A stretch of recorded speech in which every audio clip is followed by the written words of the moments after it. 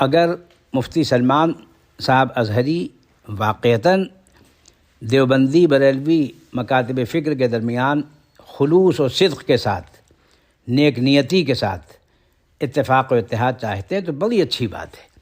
مگر اس کے لیے جس طریقے سے ان کا مطالبہ یہ ہے کہ وہ مولانا اسماعیل شہید، مولانا محمد قاسم نانوتوی، مولانا رشید احمد گنگوہی اور مولانا اشرف علی صاحب تھانوی، ان حضرات کی کتابوں کا انہوں نے حوالہ دیا ہے کہ ان کتابوں سے تبری اور بیزاری اور برات کریں علماء دیوبند اور دیوبندی حضرات، تو ظاہر بات ہے کہ بات پھر انصاف کی اور عدل کی یہ ہوگی کہ فاضل بریلوی کی جو باتیں یا ان کے رفقا کی، ان کے رفقاء کار کی، ان کے معاونین کی اور بعد میں ان کے متبعین کی جو باتیں قابل اشکال ہیں، کیا وہ بریلوی حضرات بھی اس سے تبری، برات، اظہار بیزاری کرنے کے لیے تیار ہیں؟ تو ظاہر بات ہے کہ اس صورت میں پھر دونوں اپنی اپنی جگہ لوٹ جائیں گے، تو بات وہیں کے وہیں رہ جائے گی۔ تو اگر واقعتاً یہ اتفاق و اتحاد چاہتے ہیں تو اس کی واحد صورت احقر کے نزدیک یہی ہے کہ ان مباحث کو بالکل نہ چھیڑا جائے اور خالص ان باتوں پر جو شریعت میں، سنت میں، طریقت میں سنیت، حنفیت اور چشتیت ان حضرات کے نزدیک بالکل مسلم ہیں تینوں چیزیں، کہ اہل اسلام میں سنیت بھی اور ہمارے پورے بر صغیر بالخصوص ہندوستان میں حنفیت بھی اور چشتیت بھی اور تمام صوفیاء کرام کے نزدیک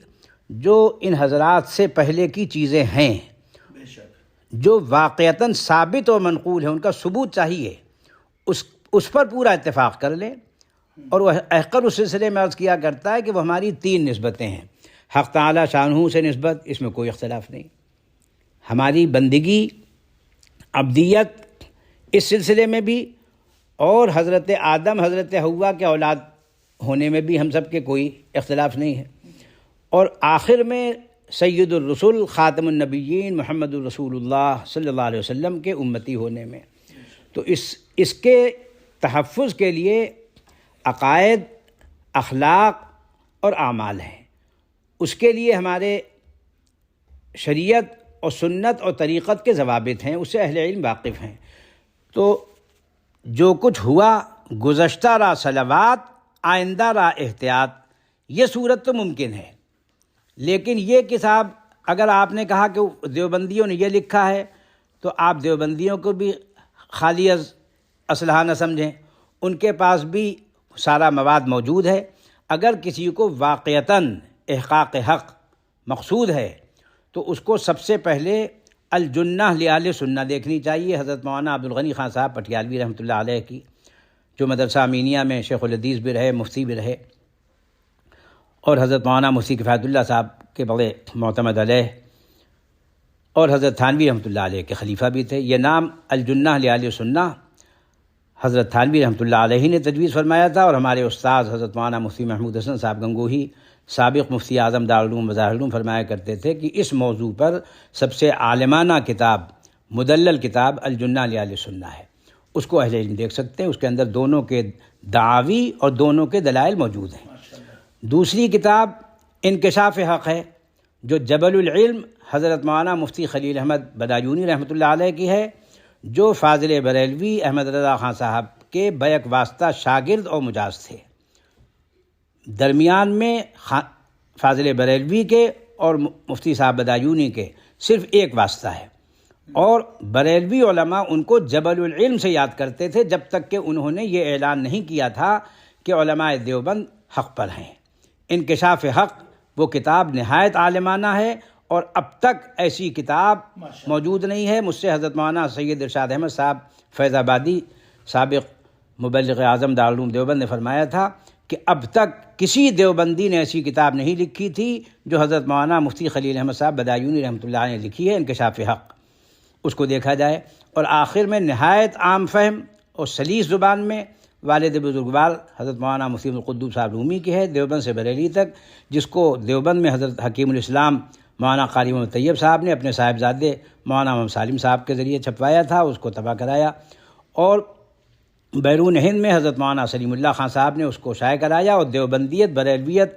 ایک مطالعہ، اس کے لیے اس کو داخل نصاب بھی کرایا۔ یہ 3 کتابیں اگر کوئی دیکھنے کے بعد اور پھر یہ رائے جو اخر نے پیش کی ہے اس سے اگر اختلاف کرے، اس کی بات صحیح ہوگی، میں قبول کرنے کو بالکل تیار ہوں، ورنہ اس بات کو کا جواب ہے ان کتابوں بالکل مکمل مدلل اور مسکت جواب ہے۔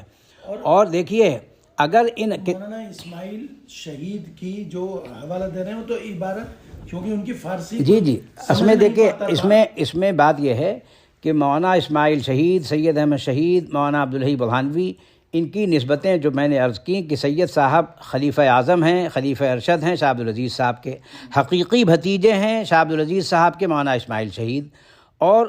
حقیقی بھانجے ہیں حضرت مولانا عبدالحی صاحب برہانوی رحمۃ اللہ علیہ۔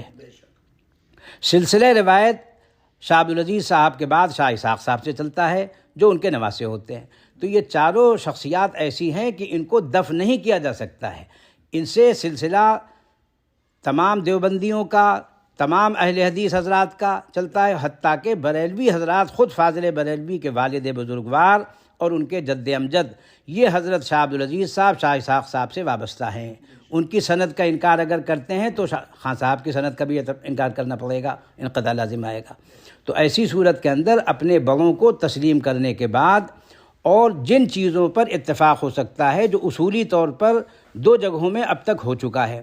اولاً جمعیت علماء ہند میں جو قائم ہوئی تھی اس وقت، اس میں علماء دیوبند، علماء بریلی، علماء بدایوں جو بریلوی علماء سے زیادہ اس سلسلے میں متصلب ان کیا سمجھے جاتے ہیں، وہ تک اس میں شامل تھے، اور علماء اہل حدیث بھی تھے۔ تو یہ اتحاد ایسا نہیں ہے کہ اس کی دعوت کوئی نئی ہے، یہ پہلے ہو چکا ہے، عملاً ہو چکا ہے، اور پھر اسی بنیاد پر all India Muslim personal law board میں بھی ان سب کو شامل کیا گیا۔ تو اس لیے یہ کوئی نئی دعوت نہیں ہے، لیکن تجویز ایسی ہونی چاہیے جو دونوں جانب چل سکے۔